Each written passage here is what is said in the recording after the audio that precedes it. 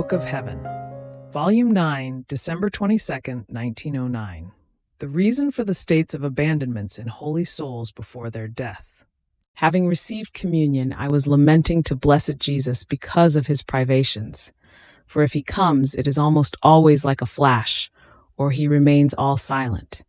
And Jesus told me, "My daughter, in almost all souls to whom I have communicated myself in an extraordinary way, I have allowed these states of abandonments at the end of their lives. This not only because of certain other purposes of mine, but also in order to be honored and glorified in all of my conduct.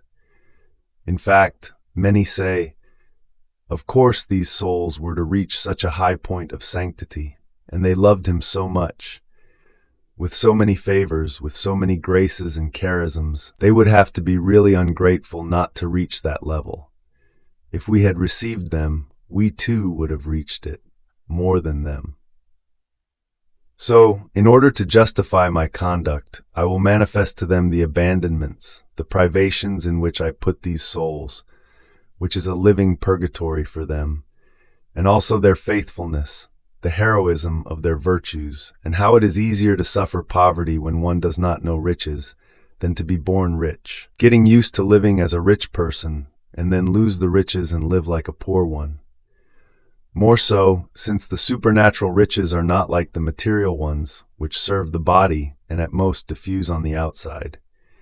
The supernatural riches penetrate deep into one's marrow, into the most intimate fibers, into the noblest part of the intelligence. It is enough to say that it is more than martyrdom. I myself am moved to pity so much that my heart almost breaks with tenderness, and I am forced to feel it break so very often that I cannot resist, also to give them the strength to fulfill their consummation. All angels and saints keep their gazes fixed on them, and they watch over them for me, so that they may not succumb, knowing the crude martyrdom they suffer. My daughter, courage, you are right, but know that everything is love in me." And as he was saying this, he seemed to be moving farther away. I felt my very nature being consumed and melted into nothingness. Those seeds of strength, of light, of knowledge which I seemed to feel, everything turned into nothing. I felt I was dying, yet I live. In the meantime, he came back, and taking me in his arms, he seemed to sustain this nothingness of mine, telling me, "Do you see, my daughter, how, as the little seed of your strength, the little lamp of your light, the little knowledge of me that you have, and all of your other little qualities dissolve, my strength, my light, my wisdom, my beauty, and all of my other qualities take over and fill this nothingness of yours? Aren't you happy?" And I said to him, "Listen, Jesus, if you continue in this way, you will lose taste for keeping me on earth." And I repeated this various times.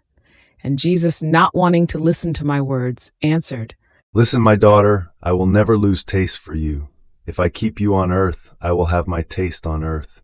If I take you to heaven, I will have my taste in heaven. Do you know, rather, who will lose taste? Your confessor."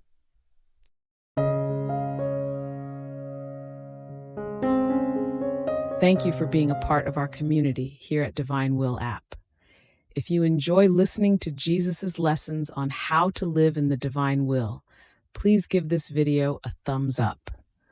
Your likes help us reach more souls yearning to live in the kingdom of the divine will. We'd love to hear your thoughts and reflections, so drop a comment below. Your insights not only enrich our community, but also inspire others on their spiritual journey. And don't forget to subscribe to our channel. By joining us, you're helping to spread the news of the kingdom of the divine will, so that together we can bring his kingdom to reign on earth as it is in heaven. In the divine will, always.